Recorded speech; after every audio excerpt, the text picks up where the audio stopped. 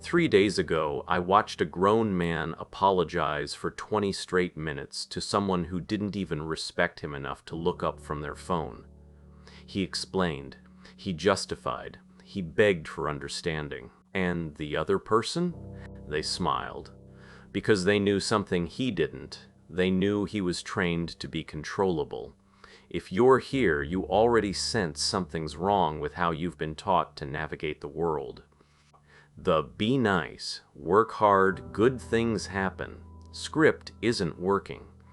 Subscribe to this channel if you want the real operating manual for human nature. The one they don't teach in school because it actually works. You were raised in a simulation, not the Matrix, something worse. You were taught that fairness exists, that good intentions equal good outcomes, that people reward honesty, loyalty, and hard work. That's the training program. And it produced exactly what it was designed to produce. Someone predictable, manageable, easy to control. But 500 years ago, a Florentine diplomat named Niccolò Machiavelli watched the same patterns play out in the corridors of power. He saw good men destroyed by their goodness. He watched honest leaders replaced by strategic ones. He observed one undeniable truth. The world doesn't run on morality. It runs on perception, leverage, and calculated action. Here's what nobody tells you. There are two operating systems running simultaneously. System 1 is the one they advertise to you. Play fair, be kind, work hard, wait your turn. System 2 is the one actually running the world. Understand leverage, control perception, move strategically, create your own opportunities. You've been playing by System 1 while everyone advancing around you operates on System 2. Today, you're getting the upgrade. I'm going to give you 8 principles that govern real power. Not the fantasy version, not the motivational poster version, but the version that actually works when the stakes are real. This isn't about becoming cruel. It's about becoming effective. It's about understanding the game that's already being played on you, so you can finally start playing it back. Before we start, I want to know something. Drop a comment right now. What's one moment you did everything right and still got screwed over? Then type, "I'm ready to see the truth." Because once you see these patterns, you can't unsee them. Once you understand how influence really moves through human systems, you can't go back to being naive. Let's begin. Number 1. Right now, living inside your head, there's a version of you that was installed by other people. It apologizes constantly. It explains itself to people who don't deserve explanations. It needs others to understand before it can act.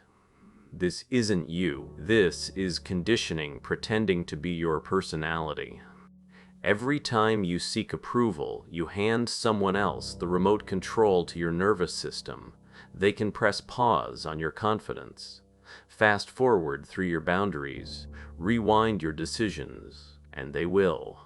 Because people instinctively test for control. It's not personal, it's pattern recognition. When you constantly seek validation, you're broadcasting, "I don't trust my own judgment. Override me." Psychologically, approval seeking is a survival adaptation that worked when you were 7 years old. You needed adults to like you to survive. Your brain wired validation to safety. But you're not 7 anymore. The same adaptation that kept you safe as a child now keeps you stuck as an adult. You craft the perfect text message.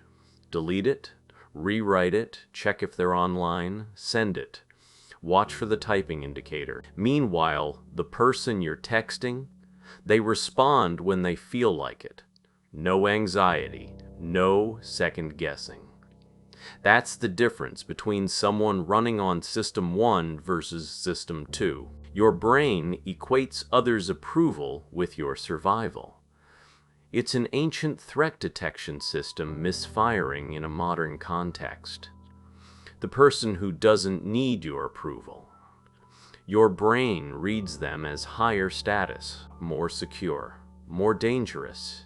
Listen for these phrases coming out of your mouth. Does that make sense? Is that okay? I just wanted to make sure. Sorry, but each one is you handing someone permission to dismiss you. Stop explaining yourself to people who should be explaining themselves to you. When someone questions your boundary, the weak response is justification. The strong response is restatement. I can't make it Friday. Why not? Weak. Well, I have this thing and I'm really tired, and strong. I have plans. Notice what you didn't do. You didn't hand them ammunition to negotiate with. For the next 7 days, eliminate 3 phrases. Sorry, does that make sense? And, is that okay? Watch how differently people treat you when you stop asking permission to exist. Drop this in the comments. I validate myself. Number 2. Your mind is either a fortress or it's a public playground where anyone can wander in and rearrange the furniture. Right now, for most of you, it's a playground. Someone criticizes you. You spiral for 3 days. Someone disappoints you. You lie awake replaying conversations. Someone disrespects you. You carry it like a wound. This is because you're processing events emotionally instead of strategically. Emotions make you predictable. Predictable makes you controllable. Controllable makes you weak. The strongest people you know aren't emotionless. They're emotion-proof. They feel things, but feelings don't make their decisions for them. When you take everything personally, you're operating from a child's framework. This happened to me. When you process strategically, you operate from an adult framework. This happened. What does it reveal? How do I respond? Completely different operating system. Your coworker throws you under the bus in a meeting. System 1 response: get hurt, get angry, complain to other coworkers, confront them emotionally. System 2 response: note it, file it away. Then, when they need something from you in 6 months, your schedule is mysteriously full. The emotional person gets revenge. The strategic person gets even. Most people move through life reactive. You become the only calm person in chaos, which your brain and everyone else's reads as capability. Calm doesn't mean passive. Calm means you've already run the scenarios and chosen your response before your emotions suggested it. You're emotionally leaking when you need to tell everyone what happened to you. Can't stop replaying the situation. Seek validation that you were right. Make impulsive decisions to feel better faster. Create a 48-hour processing buffer for anything that triggers emotion. Someone betrays you, note it, wait 2 days, then decide your move. This isn't suppression, this is strategic patience. You're not stuffing emotions down. You're letting the chemical storm pass so your prefrontal cortex can drive instead of your amygdala. For 14 days, when something pisses you off, write it down and seal it in an envelope. Open it in 48 hours and decide your response then. Watch how many problems disappear when you stop feeding them immediate emotional reactions. Drop this. My mind is a fortress. Nothing gets through without my permission. Number 3. The loudest person in the room is usually the weakest. They explain because they're uncertain. They justify because they're insecure. They fill silence because silence terrifies them. You're going to do the opposite. You think communication equals connection.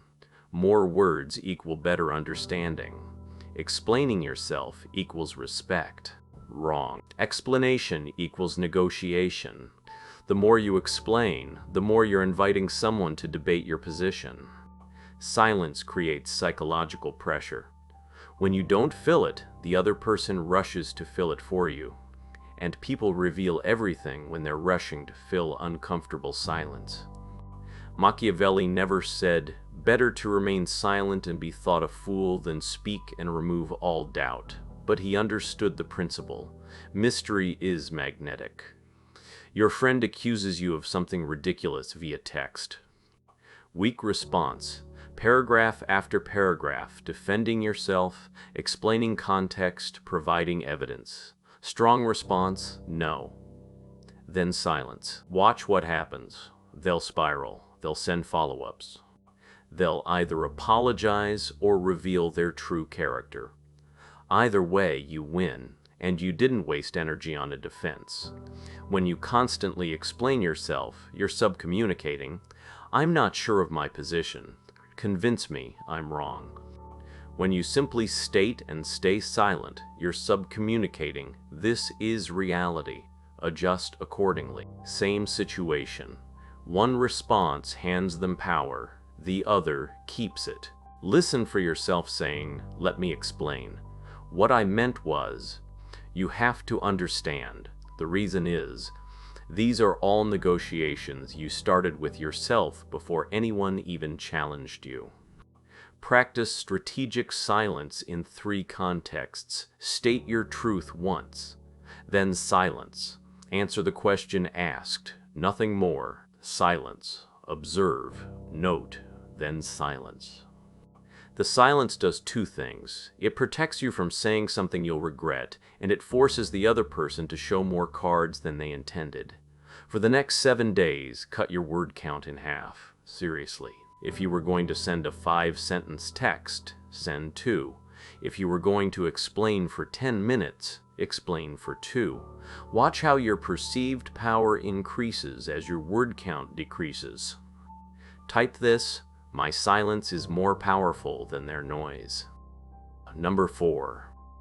Here's the truth that will save you years of therapy. People will disappoint you. Your best friend will ghost you when you need them most. Your partner will choose convenience over loyalty. Your family will side with whoever makes them most comfortable. This isn't cynicism. This is pattern recognition. And the moment you accept this reality, disappointment loses its power over you.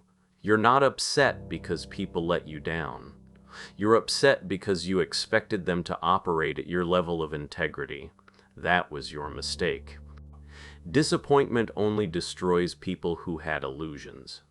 When you expect humans to act in their self-interest, which they will, betrayal becomes data, not devastation. Carl Jung said it differently. Everything that irritates us about others can lead us to an understanding of ourselves. Translation: disappointment is information about who they are and what you expected. Your business partner screws you over for a bigger opportunity. System 1 response: feel betrayed. Tell everyone. Seek revenge. Carry resentment for years. System 2 response: interesting.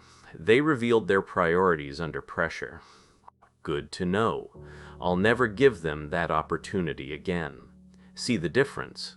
One response gives them power over your emotional state for months. The other takes the information and moves strategically. When you expect loyalty from people who haven't demonstrated capacity for loyalty, you're setting yourself up. It's like expecting a cat to act like a dog. You're upset at the wrong thing. The people who survive and thrive aren't those who never get betrayed. They're the ones who expected it, protected themselves, and used the information. Watch for yourself saying, "I can't believe they did that. After everything I did for them, I thought they were different." These are all variations of, "I expected something they never promised." Build concentric circles of trust. Outer circle. Everyone starts here. They get politeness and professionalism, nothing more. Middle circle. They've proven reliability over time. They get more access. Inner circle. They've been tested under pressure and stayed solid. They get loyalty. Most people give everyone inner circle access from day one. Then they're shocked when outer circle people act like outer circle people. Audit your relationships right now. Write down 3 people who disappointed you in the last year. Now answer honestly. Did they actually change, or did they just show you who they always were? Then, adjust their circle placement accordingly. Stop giving inner circle access to outer circle humans. Comment: I expect patterns, not promises. If this is rewiring how you see power, hit the like button. Every like tells YouTube to show this to someone else who needs to stop being everyone's doormat. And here's what most people don't realize: the algorithm rewards clarity. You hitting like doesn't just help me, it helps the next person trapped in System 1 thinking find their way out. Let's keep going. Number 5. People don't respond to who you are. They respond to what they perceive you are. This is either the most depressing truth or the most liberating one, depending on whether you understand how to use it. You think authenticity means showing everything. Being real means being raw. Being genuine means being unfiltered. No, that's not authenticity. That's poor strategy. Every interaction is a negotiation for status and respect. The person who controls the frame, the interpretation of what's happening, wins the negotiation. When you over-explain, over-share, or over-apologize, you're handing them the frame. You're saying, you define this situation, you define me. Two people walk into the same job interview. Person A arrives early, apologizes for being nervous, explains their resume gaps, seeks validation from the interviewer. Person B arrives exactly on time, answers questions directly, asks about the company's challenges, treats it like a mutual evaluation. Same qualifications, completely different outcomes. Why? Person A handed the interviewer the frame. You decide if I'm good. Why? Person A handed the interviewer the frame. You decide if I'm good enough. Person B kept the frame. Let's see if we're a good fit. Humans are pattern recognition machines. We make snap judgments, then spend the rest of the interaction confirming them. The first impression isn't just important, it's predictive. When you walk into a space like you belong there, people's brains automatically assume you do. When you walk in seeking permission, they assume you need it. Your bleeding status when you ask if it's okay to sit, speak, leave, apologize for existing, quick question, explain yourself before anyone asks, seek confirmation, right? You know, control 3 things: your posture, your pace, and your position. Posture, stand like you own the room, not arrogantly, but grounded, shoulders back. Pace, slow down. Speak slower than feels natural. Move slower. Fast communicates nervousness. Slow communicates confidence. Position, in meetings, sit where you can see everyone. In conversations, don't lean in desperately. Let them lean toward you. These aren't tricks. These are signals that your nervous system sends to their nervous system. Don't lie.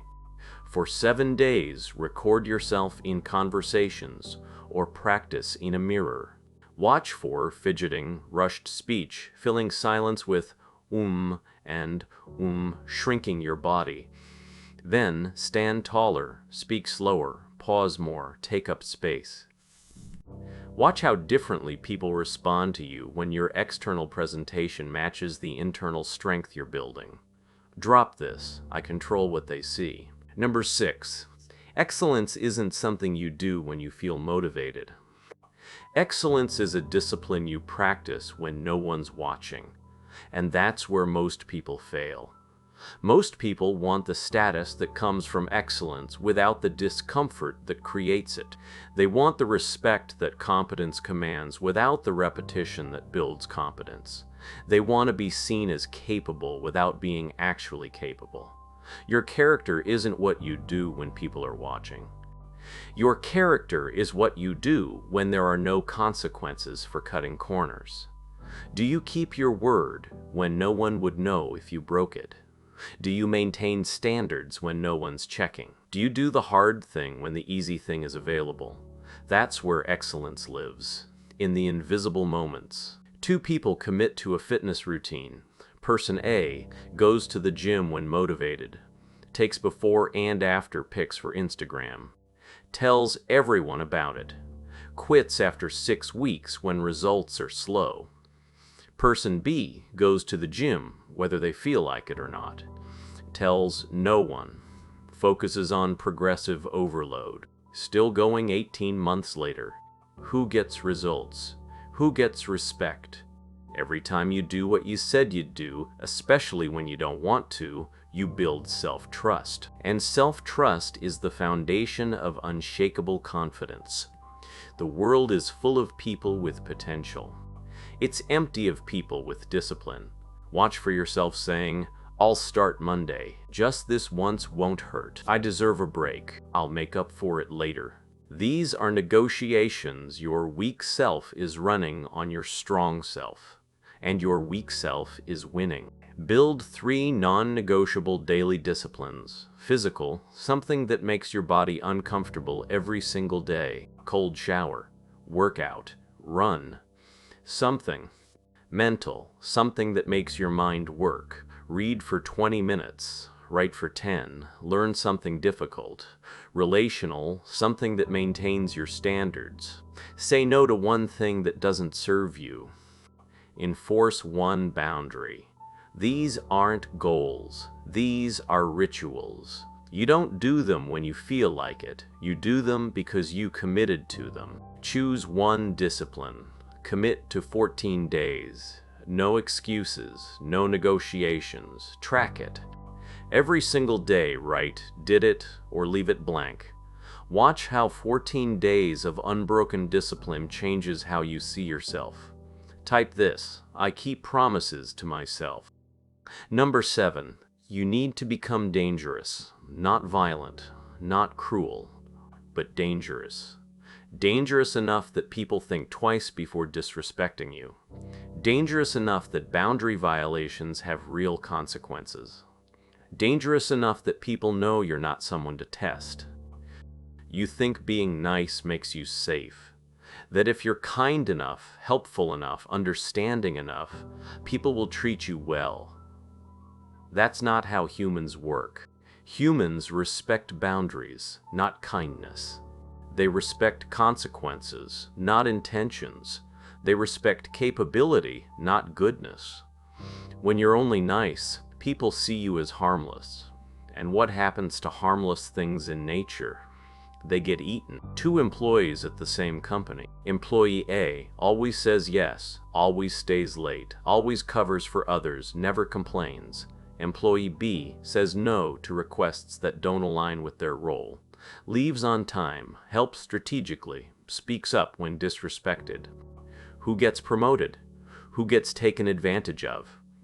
The person who sets clear boundaries and enforces them isn't less likable. They're more respectable. Consequences teach faster than words. When someone disrespects you and nothing happens, you've trained them that your boundaries don't matter.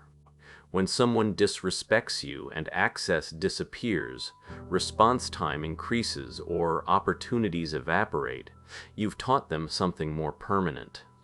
You're too safe when people interrupt you constantly. Your time gets volunteered by others. Your boundaries get tested repeatedly. People apologize but don't change behavior. Build strategic consequences for boundary violations.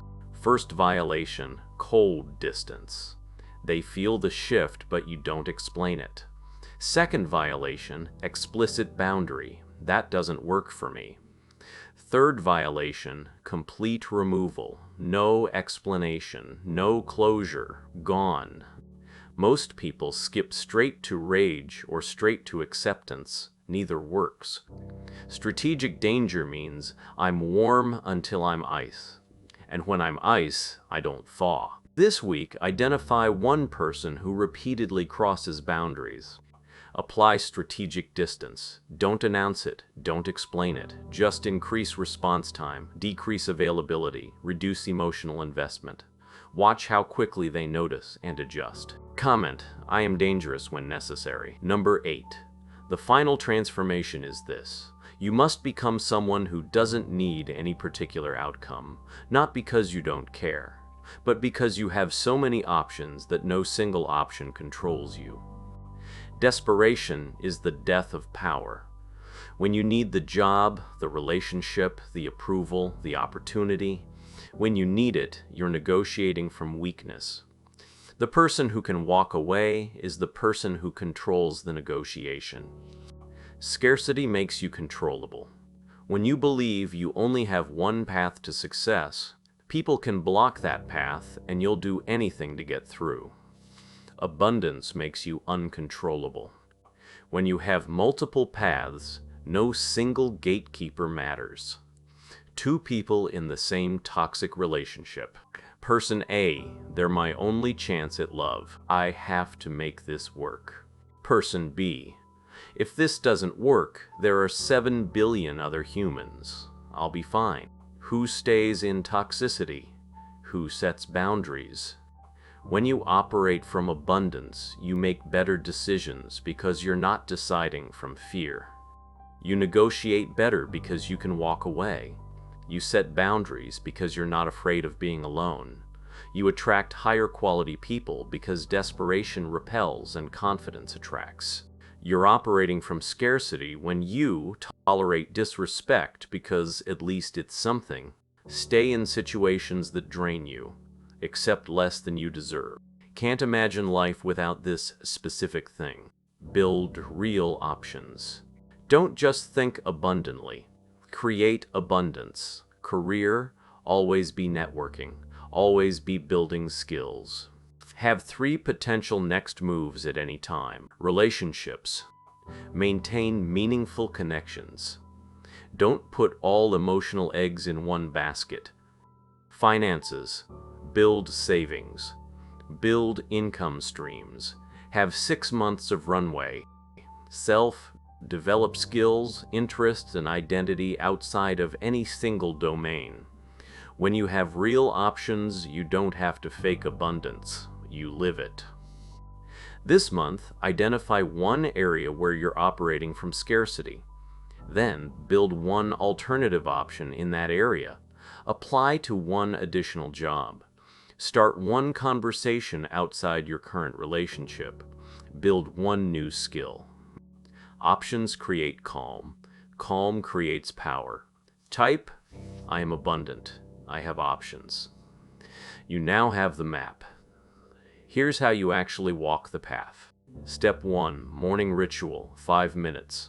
Every morning before you check your phone, ask yourself, what would the strong version of me do today? What boundary will I enforce? What will I say no to? Step 2, in the moment script. When someone tests a boundary, use this exact script. That doesn't work for me. No explanation, no justification, just reality. Step 3, weekly review, Sunday, 15 minutes. Review the week. Where did I seek approval I didn't need? Where did I over-explain? Where did I tolerate disrespect? Where did I enforce boundaries?